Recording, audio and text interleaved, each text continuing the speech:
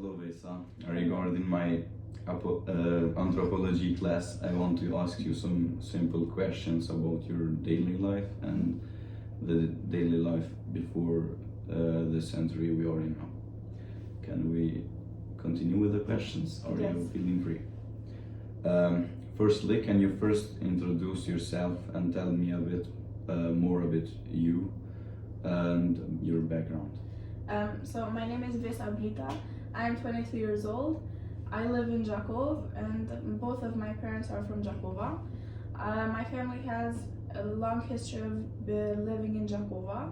We also have other family members who have moved to other countries like Turkey and Albania when things weren't going very well in Kosovo before 100 years ago. We still maintain contact, and I think that's some of the things that I value most about myself is that I care a lot about my heritage, and that is the reason why I chose to also join the military.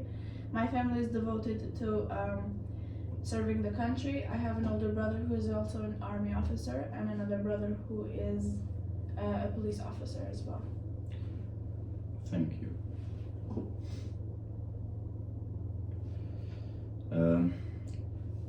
How long have you lived in Gjakova? As I mentioned before, I've lived in Gjakova for 22 years. I was born there and lived my entire life. Can you tell us what is your typical day like in Gjakova? I mostly go in Gjakova during the weekends. That's why I try to rest and have a good time with my family. I like visiting places of Gjakova. I go to drink coffee mostly at the old Charshi, which is a very famous spot for Gjakova. That's something that most Gjakovars like to do. We like to go out for coffee and we get to meet each other, especially on the weekend like Sunday. When you mentioned the weekend, how do you usually spend your weekends and free time from the military academy? Usually I like to rest. There are some days that I get more motivated to run and exercise because I like the nature more than I like going to the gym in a military environment and with other military members. That's what I think that I mostly like to do. Other things that I like to do are activities which boost my adrenaline, and I like to spend a lot of time with my family because I always feel like I'm missing out. Do you have some information that if you could describe that daily life, how it was in Gjakova before 1990s? Yes, I have other family members like older that have passed away. They have all worked in Gjakova factories. Yes. All of my grandparents have worked in the factories that were in Gjakova. Gjakova was very famous for having a lot of factories. There were like 11. It was an industrialized city, and it was very apparent that people would work in those factories. That's actually a fun fact that my grandparents actually met and started dating when they were working there.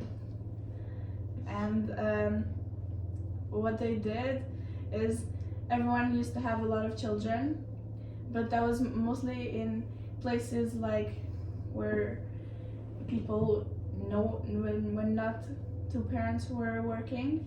That's why on my mother's side there are 5 children because my grandmother stopped working when she birthed my mother.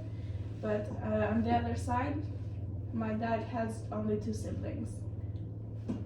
Okay, thank you very much. How was the lifestyle different compared from today in Gjakova? I think because of the life was not as pressed with other things, like having too many obligations. People used to hang out with each other a lot more, and also there weren't so many coffee shops. There were only like places where you could go and eat cake or drink some juice, but there weren't coffee shops and people would just gather around and go visit their family members. I think that's not apparent that much right now. It's only during holidays like Eid, or how we say in Albanian, Bayram. That's what people mostly liked to do back then.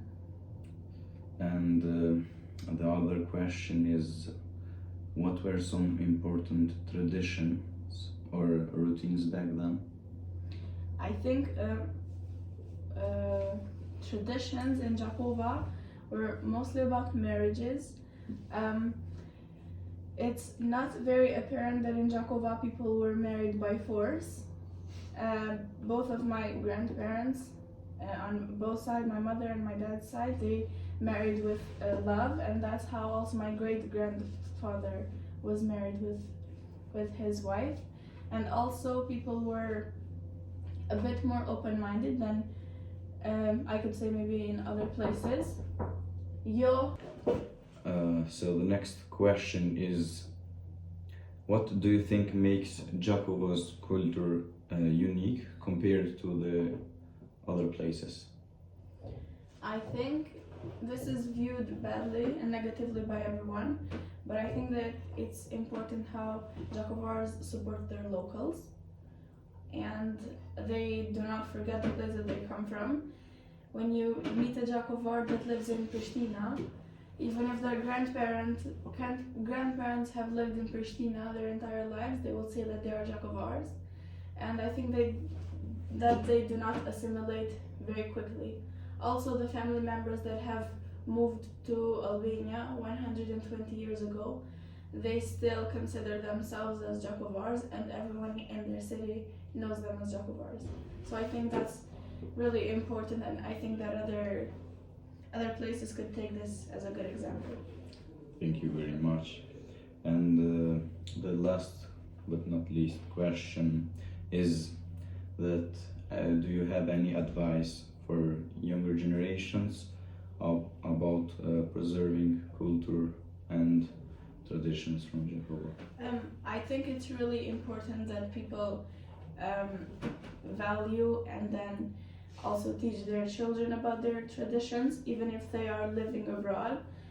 Other examples I have from family members that live abroad is that they still keep their traditions, and the downsides of us are that we have been moving on and have been taking other cultures, maybe us that are in Kosovo, but those people that have migrated earlier, like 50 years ago, they still keep those same traditions. They still use the same words that have changed here, and I think that it's really important that we teach our children in the future to preserve our national identity and to preserve our values and traditions as a country. Thank you very much, Bluta, for participating. I'm very grateful for your helping and to make this interview. Thank you very much.